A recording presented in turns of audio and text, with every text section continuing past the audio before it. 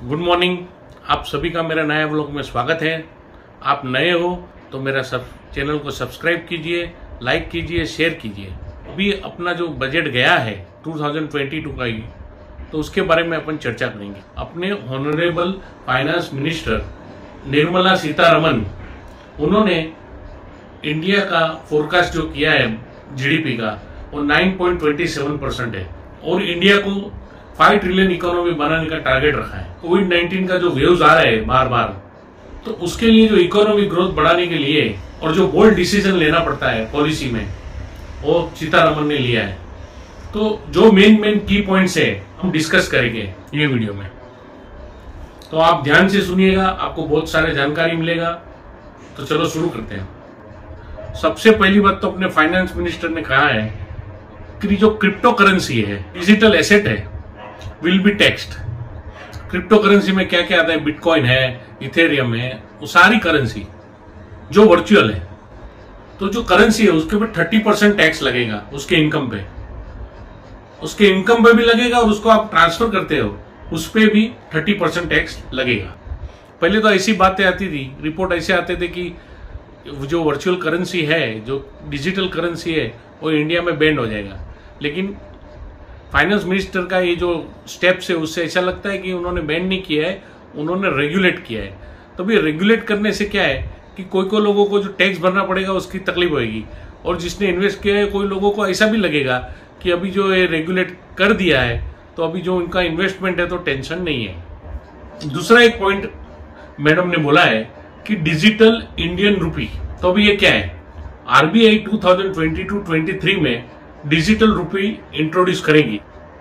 Cheapest way of रूपी है और अपना जो डिजिटल इकोनॉमी में है वो बहुत बड़ा रोल निभाएगा। दुनिया में 9 कंट्री ऐसा है जिनका डिजिटल करेंसी है।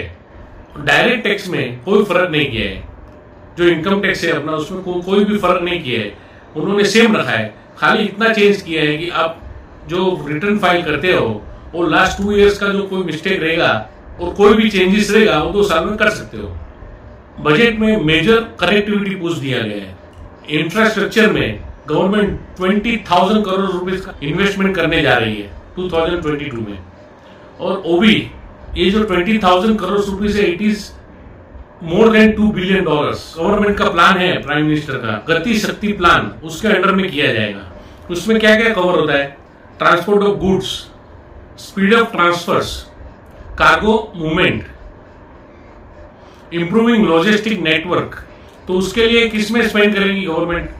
तो रोड से, एयरपोर्ट से, रेलवेज है, पोर्ट से, मास ट्रांसपोर्टेशन मोटरवेज है, लॉजिस्टिक इंफ्रास्ट्रक्चर है, और सबसे ज्यादा जो स्पेंडिंग करेगी वो नेशनल हाईवे पे करेगी। 3 इयर्स में इंडिया का क्या प्लान है कि 400 ट्रेन बनाने का प्लान है और 100 कार्गो टर्मिनल्स बनाने का प्लान है। टोटल $100 बिलियन का स्पेंडिंग करने का प्लान है खाली इंफ्रास्ट्रक्चर पे, और 35% ज्यादा है 2021 से, और डबल है जो पेंडेमिक पीरियड में जो स्पेंड किया था उससे डबल अमाउंट ही है। अभी डिफेंस में हम बात करेंगे। डिफेंस में आत्मनिर्भर भारत के लिए उन्होंने ज्यादा तवज्जो दिया है।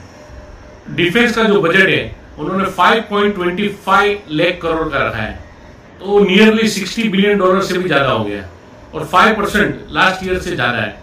उसमें 68% से ज्यादा जो है वो इंडिया में जो लोकल मैन्युफैक्चरर्स है उसमें जाएगा। 25% है जो साइड में रखेंगे वो रिसर्च एंड डेवलपमेंट के लिए रखेंगे, और मोस्ट ऑफ द फंड जो है वो ज्यादा करके अपग्रेड्स पे ही जाएगा। दूसरा अपग्रेड आएगा पासपोर्ट में। तो पासपोर्ट में क्या, जो पासपोर्ट के बैक पेज पे एक सिलिकॉन चिप आएगा, उसमें आपका पूरा डेटा रहेगा, नाम है, एड्रेस है, और लास्ट 30 जो कंट्रीज आपने विजिट किए उसका पूरा डेटा उसमें आएगा। तो वर्ल्ड में टोटल 100 कंट्री ऐसी है जो ऐसा पासपोर्ट बनाती है। दूसरा जो अपग्रेड है वो अपने टेलीकॉम इंडस्ट्री में आएगा। तो नेक्स्ट ईयर गवर्नमेंट 5G लाने का सोच रही है। नेक्स्ट ईयर गवर्नमेंट 5G लाएंगी, और उसका जो स्पेक्ट्रम का जो ऑप्शन है वो भी थोड़े टाइम में होने वाला है। और इंडिया को 5G का मैन्युफैक्चरिंग हब बनाने का प्लान है, और जो 5G का जो इक्विपमेंट मैन्युफैक्चरिंग करते हैं उनको भी वो इंसेंटिव देने वाले हैं। और ये भी प्लान है कि कि पूरा इंडिया में जो छोटे छोटे विलेजेस है वो सब जगह पे इंटरनेट पहुंचे, और उसके लिए जो ऑप्टिकल फाइबर का जो केबल्स बिछाना पड़ता है पूरा इंडिया में वो बिछाने का प्लान है।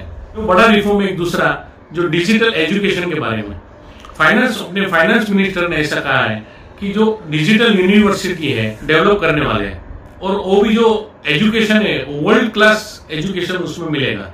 दूसरा प्रपोजल है वो ई विद्या का है।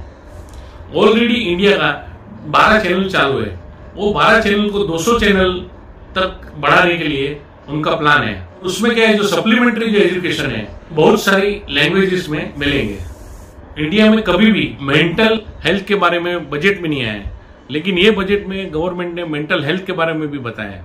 पेंडेमिक का प्रॉब्लम इंडिया में आया है, उसके कारण लोगों की मेंटल जो हेल्थ है उस पर असर पड़ा है। इंडिया लॉन्च करने वाली है national tele mental health programme, तो उसको जो टेक्निकल सपोर्ट है वो IIIT बेंगलोर देने वाली है। ये जो हमने जानकारी दी है वो बजट का जो मेन पॉइंट्स है वो हमने कवर किया है और आपको पूरी तरह से समझाने की कोशिश की है। आप जो नए हो तो ये मेरे चैनल को सब्सक्राइब कीजिए, लाइक कीजिए, शेयर कीजिए। Thank you for watching, bye.